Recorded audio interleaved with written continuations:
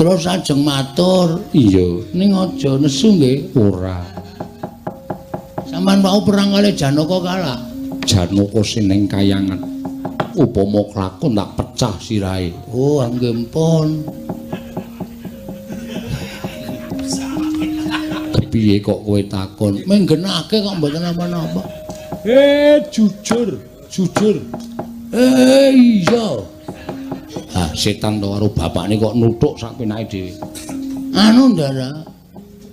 Nur pangapunten.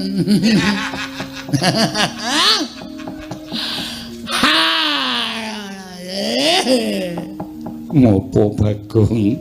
Kowe kok guyu? Nek kowe guyu aku seneng atiku. Yen nek Janaka niku kula langsung aja. Piye kurang cetha? Waduh cilaka iki tenan mesti pres iki yakin.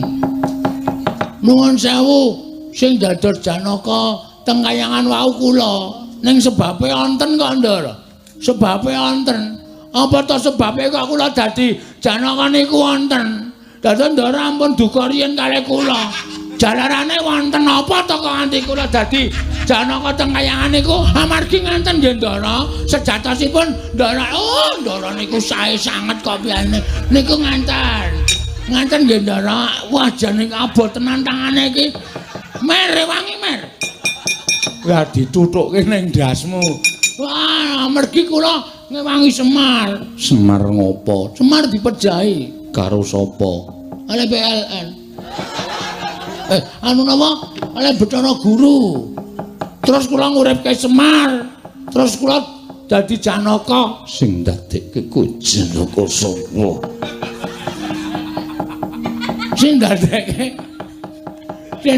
Janaka Siwatagak. Ndadak ngene toko iki. Lah kula ora ndek kanca. Sing ngewangi kula nggih Patagak, nek ra sedaya mangke Padang.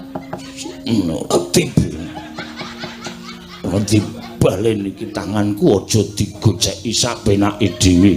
Nek tok goceki aku ora iso ngopo-ngopo.